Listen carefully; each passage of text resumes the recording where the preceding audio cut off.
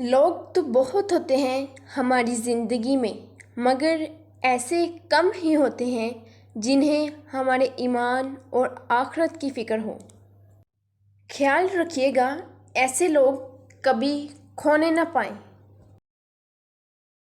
انسان کو چاہیے کہ جب بھی عبادت سے فارغ ہو، اللہ سے اپنی کوتاہی پہ استغفار کرے اور توفیق پر اس کا شکر ادا کرے۔ مایوسیاں محسوس ہونے لگیں تو مہربانیاں گننا شروع کر دیں۔ اللہ کی محبت کی مٹھاس محسوس ہونے لگے گی اور دل سکون سے لبریز ہو جائے گا۔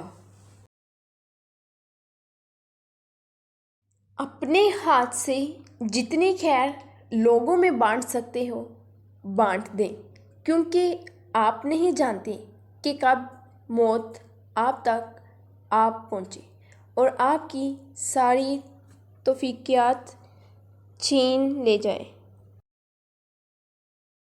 اللہ کا بنایا ہوا ہر انسان بہترین ہے، کمی تو لوگوں کی سوچ اور نظروں میں ہے۔ کوشش، محنت، جائز اور صحیح طریقہ استعمال کرتے ہوئے دعا کریں، پر امید رہیں، نتیجہ اللہ پر چھوڑ دیں۔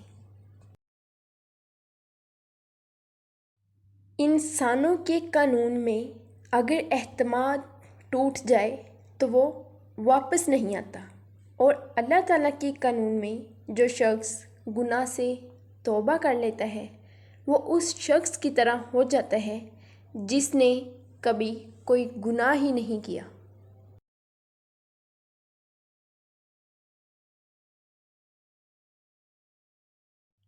کتنا خوش نصیب ہے وہ شخص جسے گناہ واقعی گناہ لگتا ہو اور وہ اسے چھوڑنے کی طرف میں دن رات دعا اور کوشش میں لگا رہتا ہو، اور یہی تو اصل خوش نصیبی ہے۔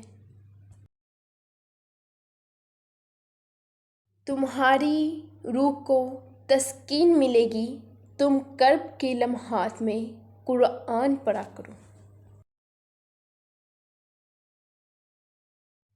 جو شخص اللہ کے لیے اپنی زبان کو اس دنیا میں محفوظ رکھتا ہے، اللہ موت کے وقت اس کی زبان پہ کلمہ شہادت جاری کر دے گا، اور جو مسلمانوں کے خلاف اپنی زبان دراز کرے اور ان کی غلطیوں کی ٹوہ میں رہے، اللہ موت کے وقت اس کی زبان کو گواہی دینے سے روک دے گا۔